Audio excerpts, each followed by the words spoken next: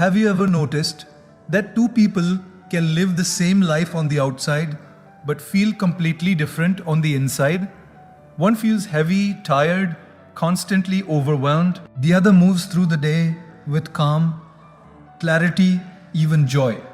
What's the difference? Not luck, not money, not talent. It's habits. Tiny, almost invisible habits that quietly shape how light or how heavy life feels. Most people are searching for a big breakthrough, a dramatic change. But the truth is simpler than that. Life becomes lighter not when everything around you changes, but when the way you move through your day begins to change. And today, I want to share 7 habits that can do exactly that. The first key point is start the day by winning the first 10 minutes. The simple habit of deciding that the first moments of your day belong to your mind, not to the noise of the world. Most people wake up like firefighters, alarms ringing, grabbing the phone, putting out digital fires that were never theirs to begin with. Notifications shouting, emails waiting, someone else's urgency invading your morning. And before your feet even touch the ground, your mind is already tired. But imagine a different beginning.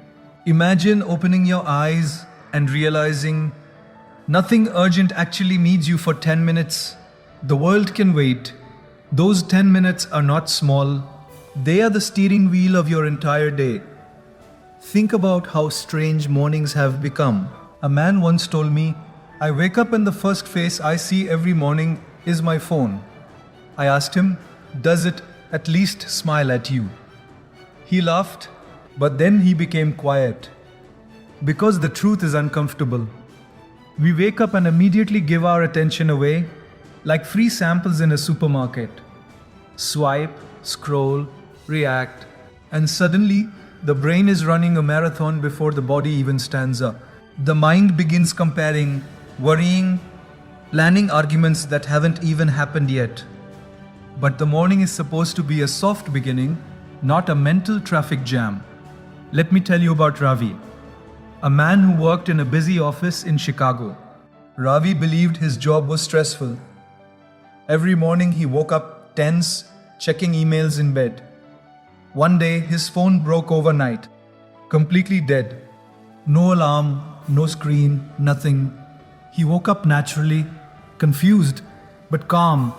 For the first time in years, he simply sat there, looked at the sunlight coming through the window, listened to the quiet of the room, and he told me later, I realized something strange that day.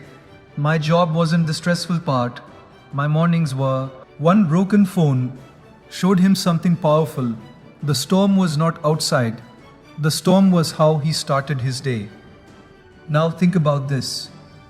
The first 10 minutes of the morning are like the opening scene of a movie. If the opening is chaotic, loud, and confusing, the rest of the story struggles to recover.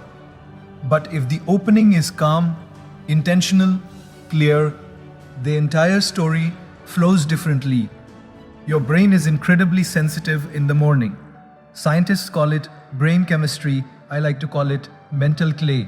Soft, malleable, easily shaped. Whatever you press into it first becomes the pattern of the day. Stress presses stress. Calm presses calm. Gratitude presses gratitude. And the beautiful part, you get to choose what presses first. Some people think morning habits must be serious and strict. Meditation for an hour. Journaling 5 pages. Ice baths that make you question your life choices. I tried one once. I lasted 6 seconds. Even the water felt embarrassed for me. But the truth is simpler. Winning the first 10 minutes doesn't require perfection. It requires presence. Sit up. Take a slow breath. Stretch your arms like a sleepy cat. Drink a glass of water. Whisper a small thank you to life, even if you're not sure who you're thanking. The ritual itself matters less than the awareness behind it.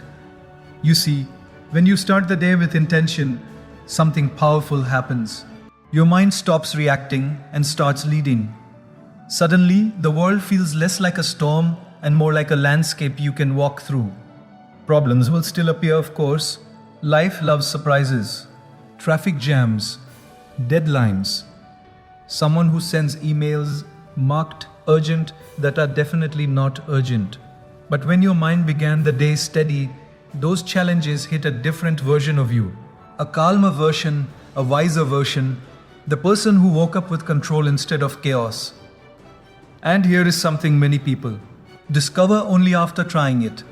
Those 10 quiet minutes begin to feel addictive, not the loud, restless addiction of scrolling feeds, but a peaceful one, the kind where you wake up and actually look forward to that stillness. A woman once told me she started sitting quietly every morning for 10 minutes. Her children noticed. One day, her little son asked, "Mom, are you charging your brain?" She laughed and said, "Yes, exactly that, charging the brain before the day begins draining it." Because when you protect the first 10 minutes of your day, you send a powerful message to your mind. A message that says, I am not owned by my notifications. I am not owned by my schedule. I am not owned by the noise of the world. For these few minutes, I belong to myself. And from that small beginning, clarity grows. Patience grows. Even joy grows. Not because life suddenly becomes easier, but because you began the day in the driver's seat, hands on the wheel, moving forward with quiet strength. The second key point is remove one unnecessary burden every day. The quiet habit of noticing the invisible weights you carry and gently putting one of them down. Most people think life feels heavy because of big problems, big responsibilities, big expectations, but the real weight usually comes from the tiny things stacked silently on top of each other. A promise you made but didn't really want to keep, a message you feel forced to reply to, a meeting that should have been an email, and an email that should have been silence. Slowly, quietly, the mind becomes like a backpack filled with stones. One stone doesn't matter, two stones don't matter. But after a while, you start wondering why walking through life feels so exhausting. Imagine someone handing you a small rock every day. It's nothing, they say, just carry it. And you agree because it feels polite. Because you don't want to disappoint anyone. Because you believe strong peoples carry everything. So you place the rock in your backpack. The next day, another rock. Then another. Weeks later, you're walking slower, shoulders tight, breathing heavier. And someone asks, "Why do you look so tired?" You answer, "Life is hard." But is life hard? Or is your backpack full of rocks you never needed to carry in the first place? I once met a man named Carlos who worked 2 jobs. Everyone admired his dedication. "You're a machine," his friends said. But one evening, he confessed something quietly. He said, "I'm not tired from work. I'm tired from saying yes. Yes to every request. Yes to every extra shift. Yes to every favor from people who disappeared when he needed help." One day, Carlos tried a small experiment. Just one word, no. The first time he said it, his voice shook. The second time, it felt strange. By the 5th time, he said something surprising. "I feel 10 pounds lighter, and I didn't even go to the gym." Because many burdens are not forced onto us, they are accepted by us. And the funny thing is, we often keep burdens out of habit, not necessity. Think about your phone for a moment. How many apps do you actually use every day? 5? Maybe 7, yet the phone is full of dozens of them. Sitting quietly, sending notifications, stealing little pieces of attention. The mind works the same way. We keep emotional apps running in the background. Old grudges, old worries, old obligations that should have expired years ago. Imagine if your brain had a close app button. One tap, and that useless mental program disappears. Actually, you do have that button. It's called awareness. A woman once told me she felt overwhelmed every evening. She said her schedule was impossible. Work, cooking, errands, messages, planning tomorrow. Everything felt crowded. So she sat down with a notebook and wrote every single task she did in a day. The list was long, very long. But when she looked closely, she noticed something strange. Half the things were not essential. They were habits, checking work messages again and again, rearranging things that were already fine, saying yes to activities she didn't even enjoy. She laughed and said, I realized I was running a marathon inside my own living room. Removing one burden a day does not mean quitting responsibilities or avoiding effort. It means becoming wise about your energy. Some things truly matter. Your family, your purpose, your health. These are meaningful weights, like carrying a child on your shoulders. They may be heavy, but they are worth it. But many other burdens are like carrying a chair everywhere you go, just in case you might want to sit. Imagine walking through the airport dragging a sofa behind you. Security would be very confused. Yet emotionally, many of us do exactly that. The practice is simple. At the end of each day, ask yourself one gentle question. What is one thing I carried today that I don't need tomorrow? Maybe it's a small obligation. Maybe it's a habit of checking your phone every 3 minutes. Maybe it's the pressure to impress people who barely notice you. Choose one, just one, and release it. One less stone in the backpack.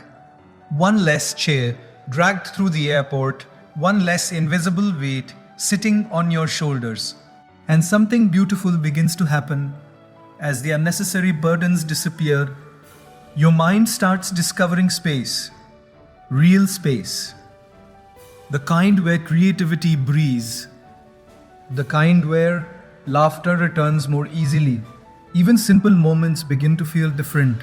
Drinking coffee, walking outside, talking to a friend without checking the clock every minute. Life itself has not changed, but the weight you carry has, because freedom is rarely about adding something new. Most of the time, freedom begins the moment you quietly decide to put something down.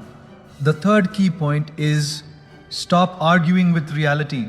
The quiet strength of accepting what already exists instead of wasting your life fighting it. Many people wake up each day and unknowingly step into an argument, not with the person, but with reality itself. The weather is wrong, the traffic is unfair, someone said something they shouldn't have said, something didn't happen the way we imagined it would. And the mind begins its favorite hobby, complaining to the universe as if the universe has a customer service department. Excuse me, life, I would like to file a complaint. But reality rarely responds. It simply continues being exactly what it is. Picture someone standing in the rain, shaking their fist at the sky. This should not be raining today, they shout. The rain continues. Now imagine they shout louder, maybe even write a long email to the clouds. Nothing changes. The rain keeps falling. The only thing that changes is that this poor person is now wet, tired, and angry, while everyone else quietly opens an umbrella and walks on. This is how many of us live emotionally. Life rains a little, and instead of adjusting, we argue. And the argument exhausts us far more than the rain ever could. I once met a taxi driver named Hassan who taught me this lesson without even trying. I got him to his cab during terrible traffic, cars everywhere, horns shouting like angry geese. The whole road looked like a parking lot pretending to be a highway. I sighed and said, "This is going to take forever." Hassan smiled and said something simple.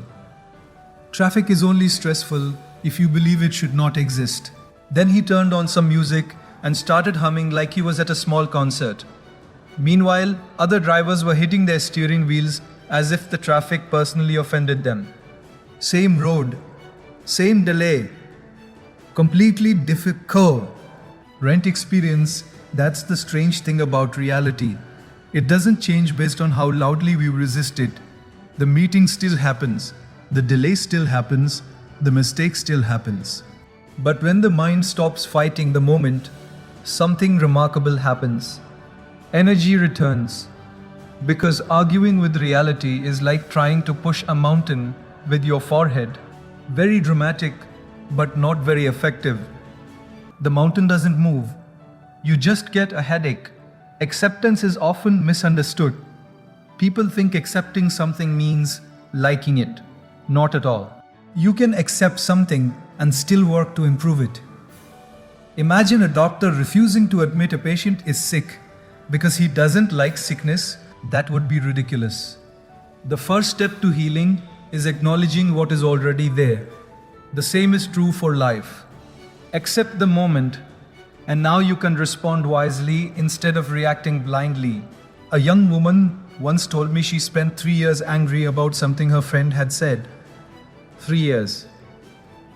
Think about that.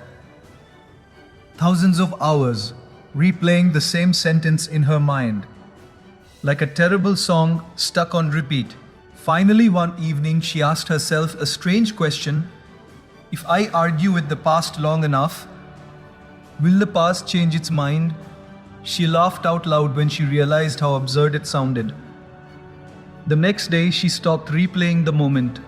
Not because it suddenly became okay, but because she realized the argument had already lasted long enough. Life is full of small inconveniences that invite us into pointless battles.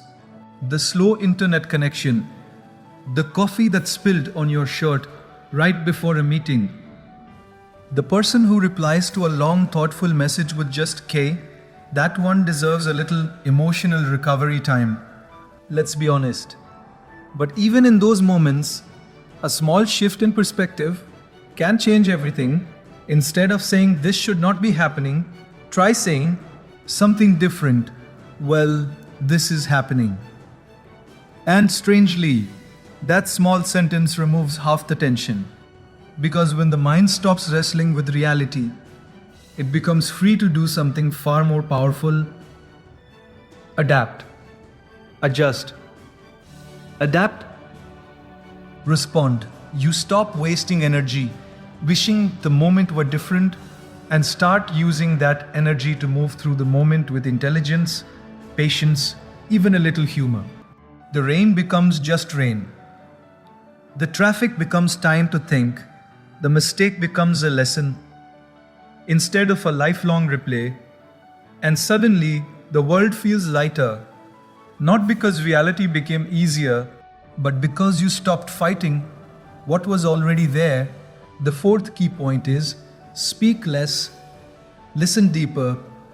The quiet art of giving someone your full attention without rushing to reply, fix, or prove a point. Most conversations today feel less like conversations and more like competitions. Two people talking, but each one secretly waiting for their turn to speak again. One person shares a story, and the other immediately begins building their response in their mind. Not listening, just preparing. It's like two radio stations broadcasting at the same time, hoping someone will tune in. And somewhere in the middle of all that noise, real understanding quietly disappears. Have you ever noticed how rare it feels when someone truly listens to you? Not the polite nodding kind, not the yeah, totally kind while they scroll their phone. I mean the kind where someone looks at you still and present, like your words actually matter. When that happens, something shifts inside you. Your shoulders relax, your voice becomes calmer, your thoughts become clearer. Because being heard is one of the deepest human needs. Food feeds the body, sleep feeds the brain, but feeling heard, that feeds the heart. I remember meeting an elderly barber once. His shop was small, old, and slightly crooked, like the building had leaned a little over the years just from listening to so many stories. When I sat in his chair, I expected the usual haircut conversation: weather, sports, quick, small talk. But this man asked one question and then simply listened. Really listened. 10 minutes passed, and I realized something strange. I had told him more about my life than I had told some friends in years. Finally, I asked him, "How did you get people to open up like this?" He smiled and said, "Most people don't want advice. They just want space to breathe. Listening creates that space. When you listen deeply, you become like a quiet lake. When someone speaks, their thoughts land gently on the surface instead of crashing into waves of interruption.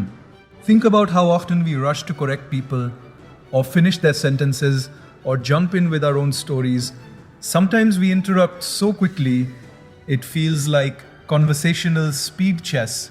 But when you slow down and allow silence between words, something beautiful happens. People begin revealing the real story beneath the story. A friend of mine once told me about an argument he had with his brother. They hadn't spoken properly in months. Every conversation turned into a debate about who was right. One evening, he tried something different. Instead of defending himself, he just asked his brother to explain how he felt, and then stayed quiet, no interruptions, no counter arguments, just listening. The conversation lasted almost an hour. At the end, his brother said something surprising. "You know, this is the first time I felt like you actually heard me. The problem wasn't solved instantly, but the wall between them cracked." Silence has a strange power like that. Of course, speaking less doesn't mean becoming silent forever. If we all stopped talking completely, the world would become a very awkward place. Imagine family dinners where everyone just stared at each other and passed the salt dramatically. That would be uncomfortable and slightly terrifying. The idea is balance. Speak when your words add clarity. Listen when your silence adds understanding. And learn the difference between responding and reacting. There is also another gift hidden in listening deeply. You begin learning about people in ways you never expected. A taxi driver might tell you about the dream he had as a child. A colleague might reveal a fear they hide behind jokes. Even strangers sometimes share small truths that make you pause and think, "I never would have known that."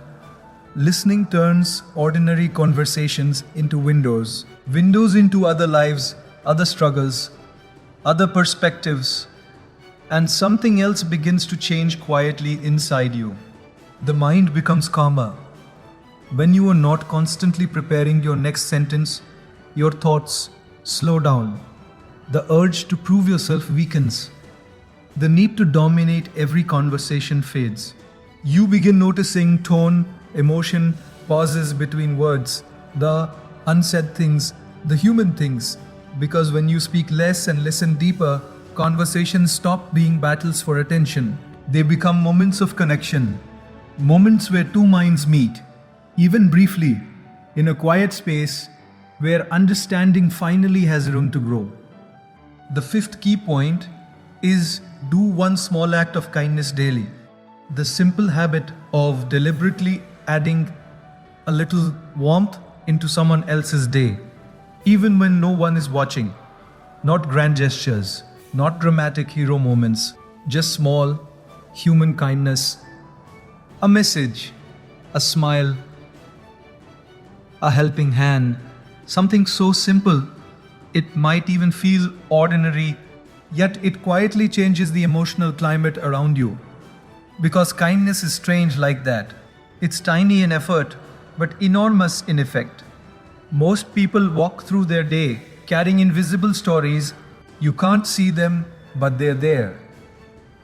The cashier, a tea The grocery store might be worried about a sick parent. The driver in the next lane might have just lost his job. The quiet coworker who barely speaks might be fighting a battle in their mind that nobody knows about. And here we are, walking past each other like strangers in a crowded airport, busy, focused, a little tired. But imagine what happens when one person breaks that pattern just a little. A man once told me about a habit he started on his morning commute. Every day he would say one sincere compliment to someone. Nothing strange, nothing exaggerated, just simple words. I like your jacket. That presentation was really clear. Thank you for helping me yesterday. At first it felt awkward. He told me I sounded like a robot learning how to be polite. But something unexpected began happening. People smiled. Conversations opened. Even his own mood improved. One day he laughed and said, I started this to make other people feel better, but somehow it fixed my mornings.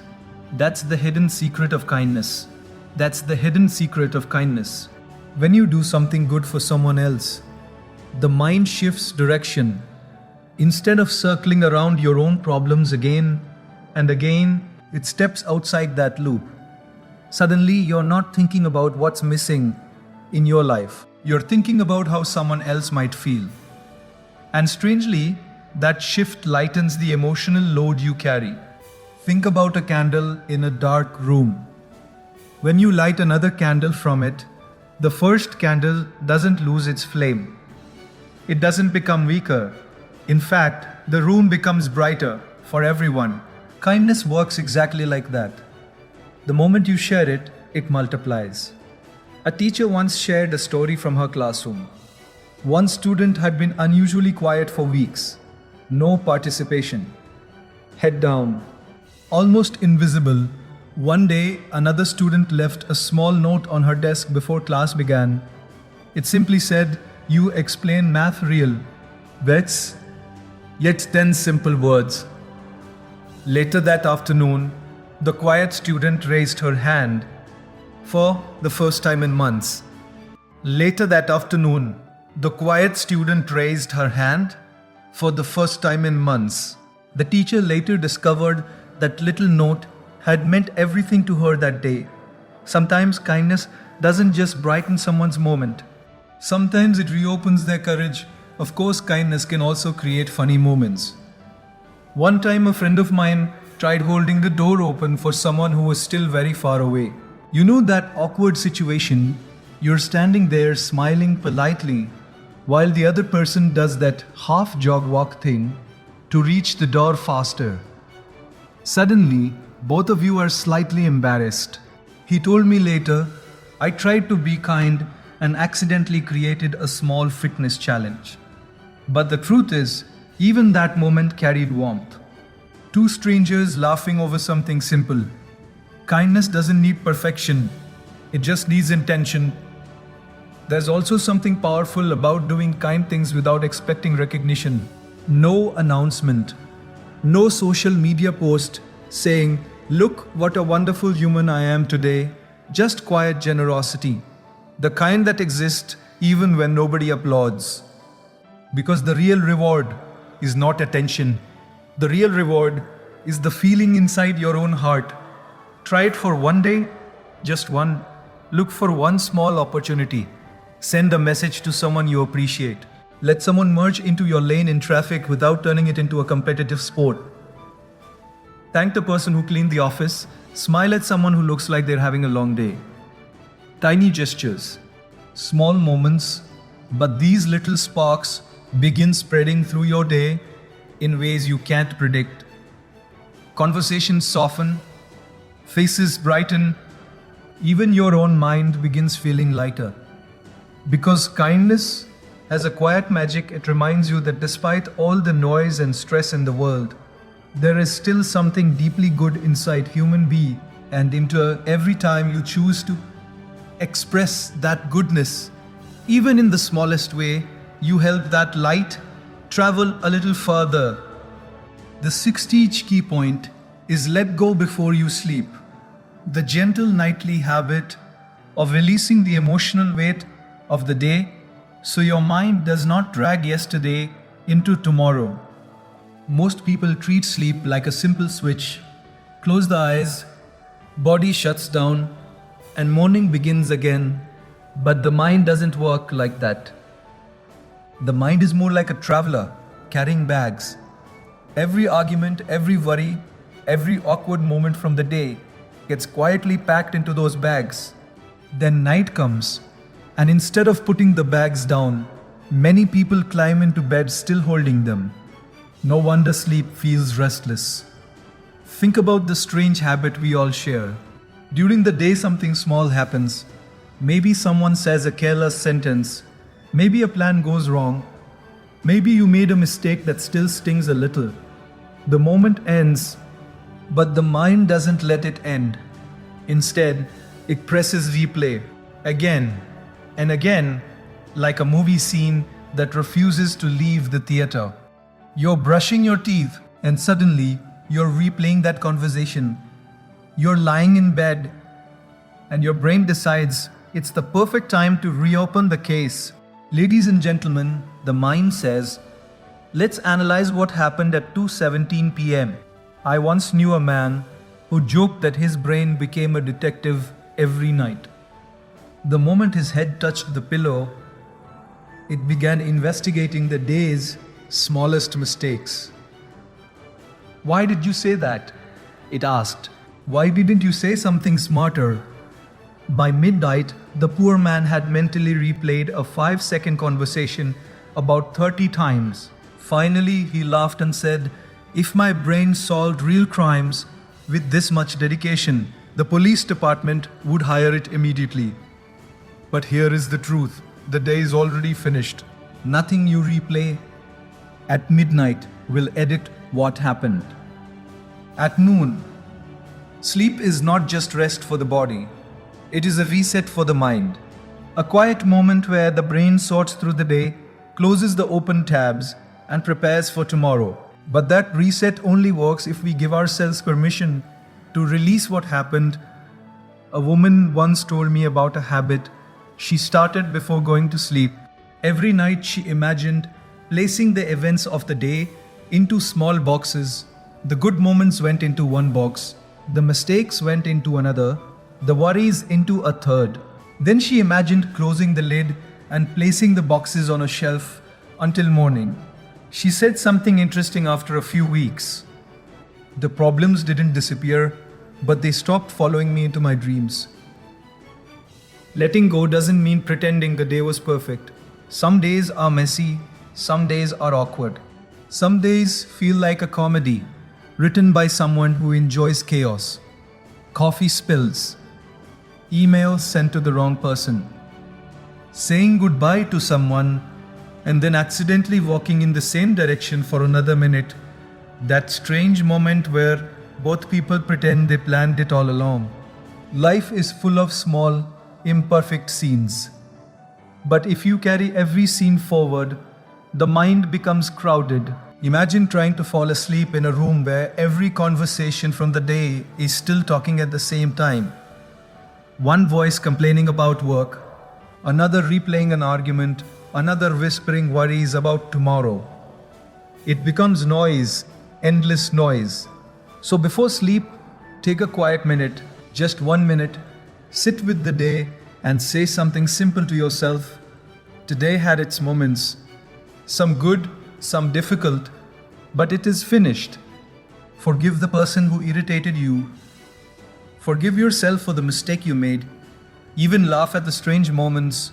Humor is a powerful cleaner of the mind. A friend once told me he started ending each day with a small sentence.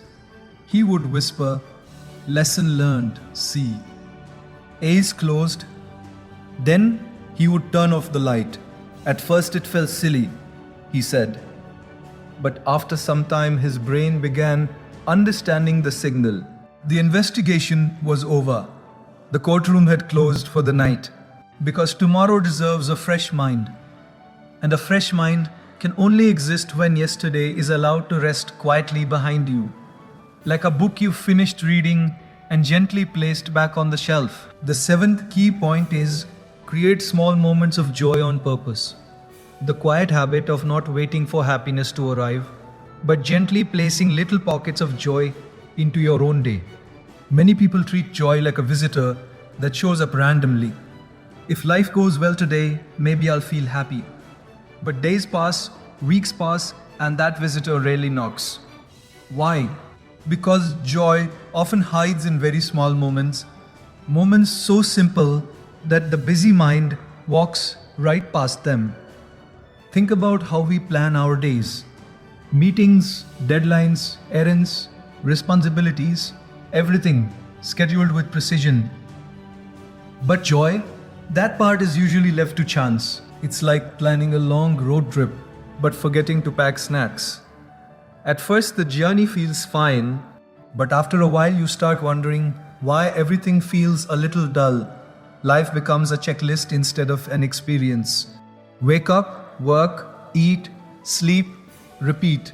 The rhythm becomes mechanical, and the heart quietly begins craving something lighter. I once met a man named Oliver who worked as an accountant. Numbers all day, spreadsheets all day, very serious business. One afternoon, I asked him what he did for fun during the week. He thought for a moment and said, "Fun. I save that for the weekend." Now imagine that 5 full days with no planned joy at all. That's like saying you will breathe only on Saturday and Sunday. Eventually, Oliver realized something. His work was not the problem. The missing ingredient was small joy sprinkled through ordinary days. So he started experimenting, nothing dramatic.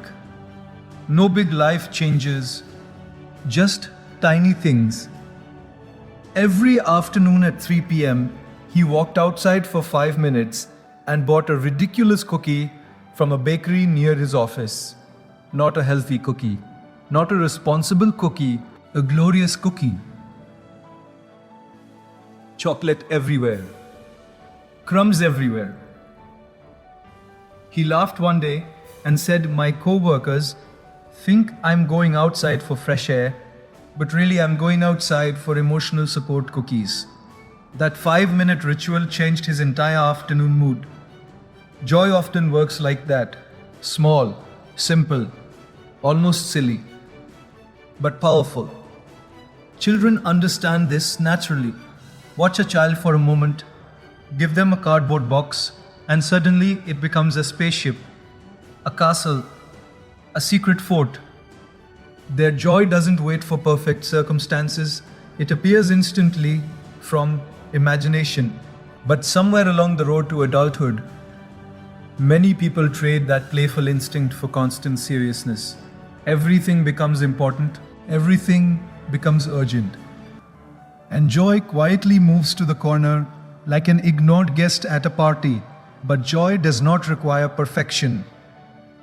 A woman once told me about her tiny evening ritual. After dinner, she makes tea, sits near the window, and watches the sky slowly change colors. That's it. No music, no phone, just 10 minutes watching the day close itself. She said those 10 minutes feel like pressing a reset button on her mind. Another person I know listens to one favorite song while driving home from work, not in the background, but fully, loudly, singing badly and proudly. Traffic might still be terrible, but suddenly the car becomes a small concert hall. The same moments seem small, but they carry a quiet message to your mind. Life is not only about solving problems, life is also about experiencing it. Some people believe joy must be earned only after hard work. But imagine telling your heart, you may feel happiness only after everything is perfect. Means of gift, that moment may never come. There will always be another task, another worry, another unfinished goal waiting politely in the background. So instead, create small islands of joy inside ordinary days. Drink your coffee slowly instead of rushing. Send a funny message to a friend for no reason.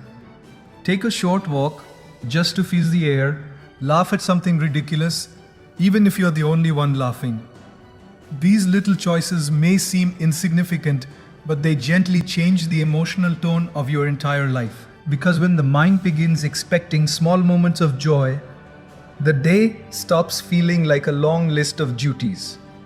It begins feeling like a journey, sprinkled with quiet, bright pauses, little reminders that even in the middle of busy, imperfect days, life still knows how to smile.